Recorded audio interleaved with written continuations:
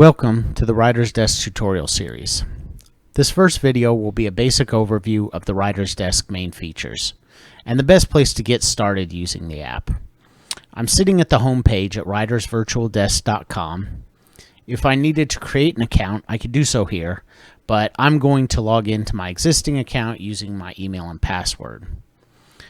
When I first log in, since I don't have any documents already, it takes me to a new document. I can change the title and edit the body of the document. You can see in the far right of the main toolbar that the document is being automatically saved as I type. Also in the lower right, the word count is being tallied. I can click the Open menu and see my existing documents. I can click on the title of a document to open it back up in edit mode. The New button allows me to create a brand new document. So these are some of the pretty standard features of a cloud-based word processor. But now, as I create my second document, I want to talk about the different icons of the main toolbar to show you what really sets the Writer's Desk apart. The first is the ability to tag a document. So in my second document here, I'm going to pretend this is an idea for a story, and I'm going to tag it as such. I can tag it as both a story and an idea. If I go to the Open menu again, I can see the tags listed by each document. I can also filter by tags to only view documents that have been tagged with something specific. If I jump back to where I can edit the document, I can see how I've already tagged this document and toggle tags on and off. The next icon on the toolbar allows me to take snapshots. So autosave is good, but it doesn't give me a lot of control when I'm dealing with drafts. And while I could create a bunch of separate docs for my different drafts, that's not a great way to keep them organized. So I'm going to create a snapshot and call it First Draft. If I open the history view using the next icon on the toolbar, I can see my autosaves as well as the snapshot I just created. At this point, I can make changes to my document, and those will autosave separately from my snapshot. And I can see that if I go back to the history view. If I click on my previous snapshot, it shows me the version of the document I saved previously. It won't let me edit previous snapshots. However, the snapshot menu allows me to revert to that version. When I do, it will prompt me to create another snapshot of the changes we're about to roll back. Once I save that version, it now puts the live version of the document back to my previous snapshot, and I can make additional changes to it. Back on the history view, I can now view all of my different versions and revert them as needed. The next icon on the toolbar shows me the outline view.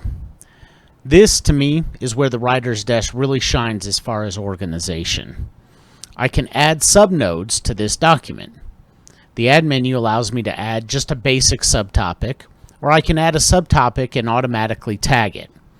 So let's say I've come up with a character for my story, and I want to flesh that out by itself. I'll just add a character node to this document, put in a brief description, a title.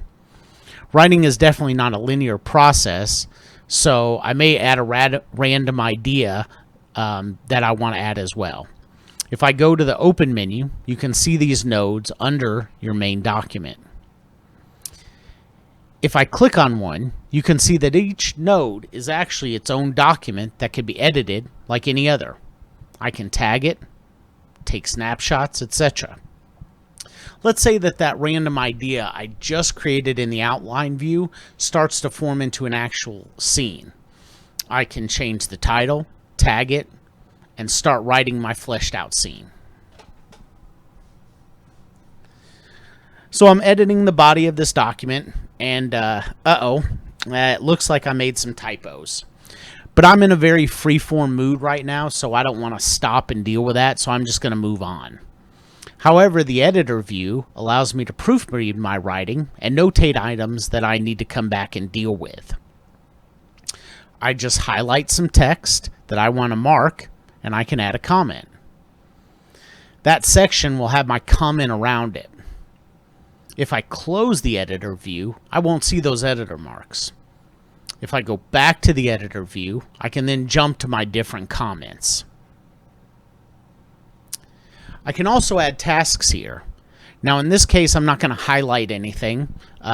Worth noting, comments and tasks can be associated with highlighted text, but they don't have to be. Tasks are a bit different than comments in the fact that I can set a due date and set up the status. Now, I won't be covering collaboration in this video. However, it is worth noting that the Writer's Desk does allow you to give read-only, comment-only, or full edit access to a collaborator.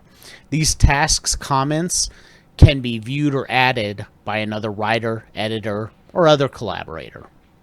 The editor settings allows you to choose highlight colors and options for your tasks. For example, I could say 15 days from the due date, I want to highlight tasks yellow. You can see when I make that change, my upcoming task highlights. I can also set up different colors based on the task's current status. As that status changes, that highlight will give me or collaborators a quick visual of where things are at. Finally, we will look at the book mapping view. Here is where everything kind of comes together. Everything up to this point has allowed me to create pieces of a larger story as I come up with them. I'm going to jump back up to my main story idea. While I've just created a couple of small samples, realize that I can use outline mode to actually write pieces of what I intend to publish as separate documents. And the book mapping view is where I can stitch them all together. I simply drag items over I want to include. I can move them up or down in the order. I can create page breaks between pieces and choose which items I want to show titles for. Then I can print my final work.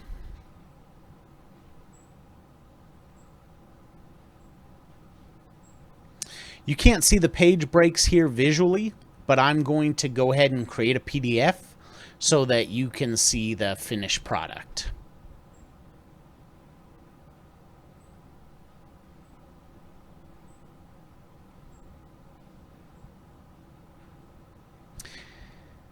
And that's it.